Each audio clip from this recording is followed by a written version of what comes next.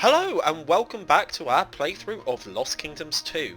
Today we are going to Holzor Town and I am pleased to announce I did manage to get the card hidden on the Bridge of Sarvan. And it was not in fact the unicorn, it was in fact a card I much prefer, which is much cooler, Le Duarte, which is, I believe, one of the only two neutral transform cards in the game. The other one being the Wyvern. So I've added that straight into my deck. It's one of my favourite cards, so I am looking forward to using it. Now Holzor Town is a little bit more peaceful than your average level.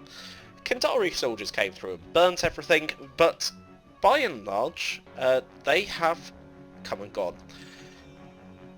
Now you'll notice I put the Nuer and the Flayer spawn in my deck. That's because I happen to know this level really well. And these have got a particularly good use on this level. No, I'm not a Kandarian. They came here and smashed everything. The Queen will help, I'm sure she will.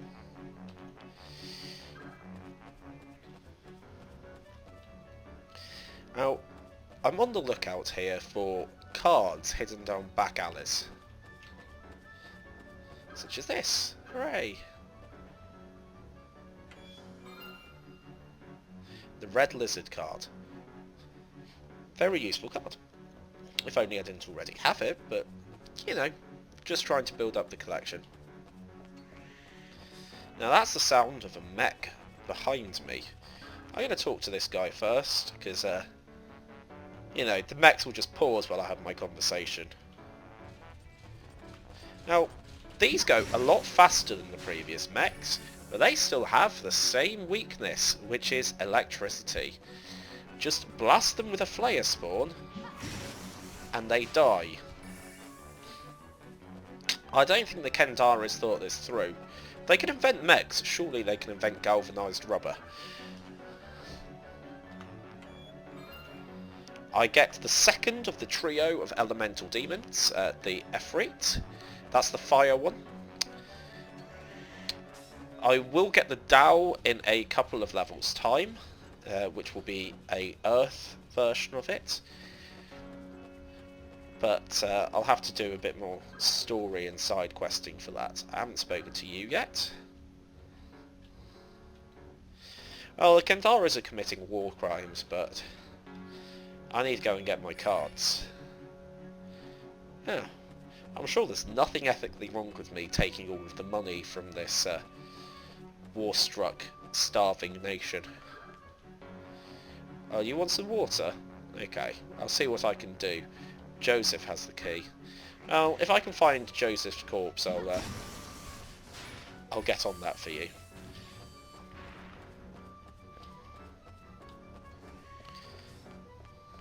I'm going to have a chat with this guy. It is ruined. It's tragic.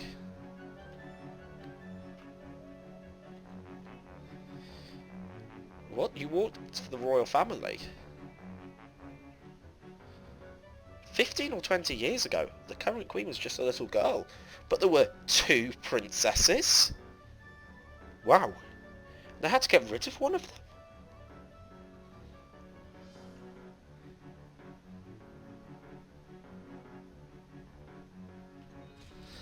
Oh, I'm sure that has nothing to do with any other abandoned children that we might see. They brought some great beast with them. Oh, that doesn't sound very ethical of them. I sure hope that doesn't happen to us. I get the Cauldron. You can see it over there in the distance, sucking in fire and water energy. And that's what it does. It weakens fire and water cards. Which is kind of annoying, because itself is a fire card. So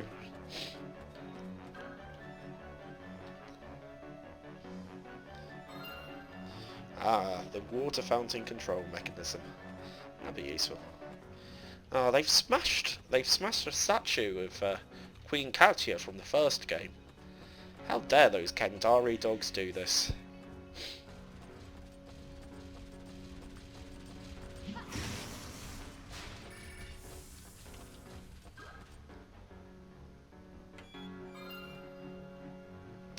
I'd probably better save my last couple of these because I've got some tougher enemies to remove.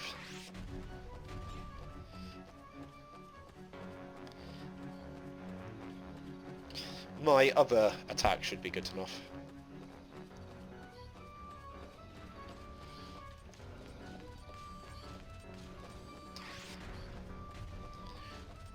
In the meantime, I'm going to go and help that man. I'm sure he's very thirsty.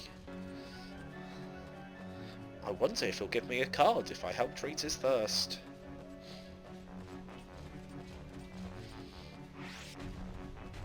Did I talk to this guy?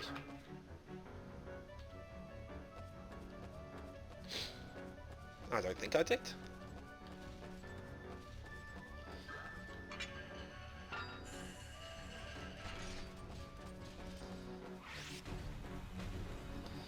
If I run into missed.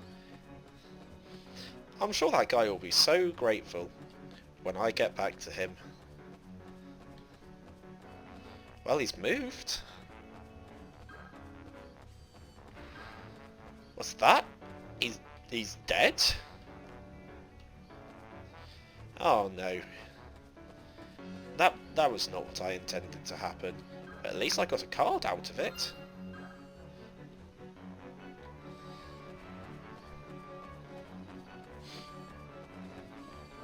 I get the Mind Flayer.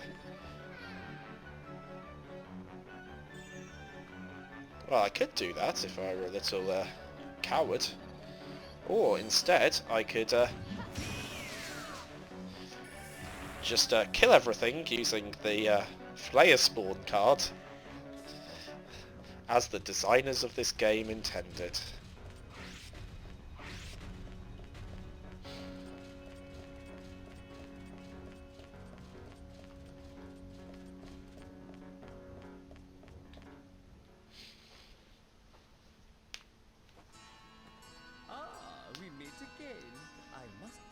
Surprised you survived my little pet. But then, that is the power of the true runestone. Copies can never be as powerful as the real thing, eh? No, I think not.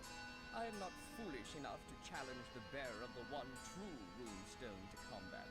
As long as that runestone never makes it into the hands of the queen, I'm content.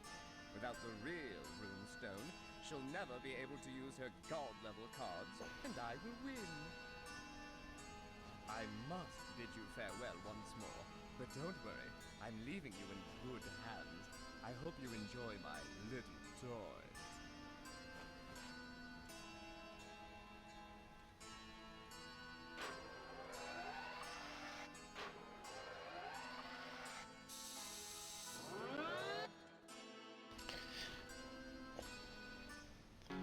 Don't worry, I'm sure I will enjoy your little toys, Prince Buttercup. Move to dodge that. Okay. These ones are a little bit better made.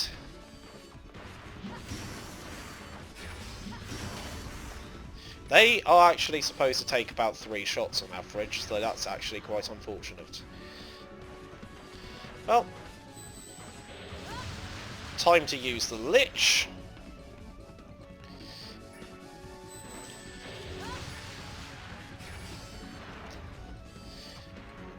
Going to try and dodge around that, but not quite. Oh, I got a card back. I don't feel like cycling my whole deck for it though.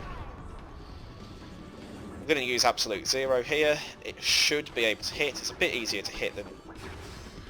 Well, I thought it was a bit easier to hit than Tentacles.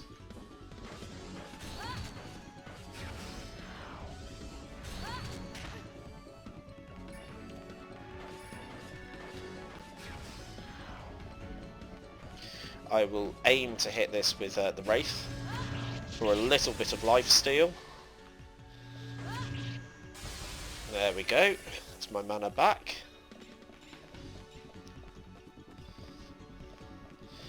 course, I'm going to find it a little bit tough now because my Flayer spawns are gone. That will be useful because that ignores defense. Right, let's try this. Okay, not like that.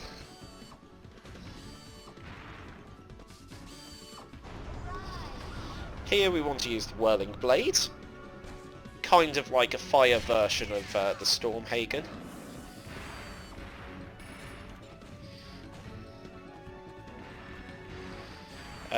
These being entirely immobile tend to be quite easy to hit with good attacks like Mad Storm.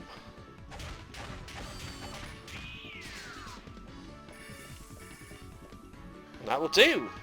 Holzer Town is rescued, except for all the people who died before I got here, but we'll try not to think about that. Coldrant and the Wizard.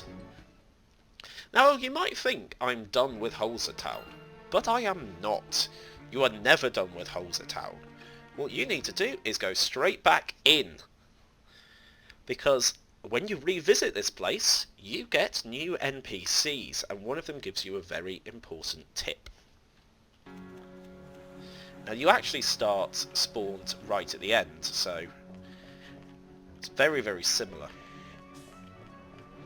There's a Super Scrubber in the wild. That's the thing that just sucks up magic stones and doesn't actually achieve anything.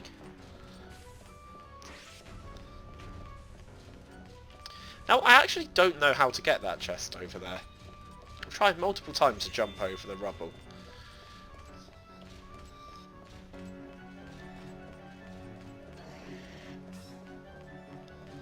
But it's never quite worked for me.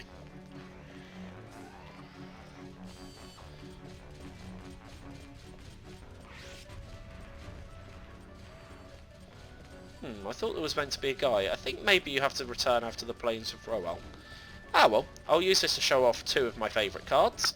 The Nue, very cool, in the fact it has this Falling Lightning attack, which hits all around you and will kill some mechs in one hit. But the most important card in any playthrough is the Dewata, which allows you to just cheese the game. As you can see, I am just a spinning disc underground, and this enemy can't see me, and this enemy can't see me, and I can just travel around like this. But as if that weren't good enough, I can actually use it to attack as well, and its attacks are relatively decent, surprisingly.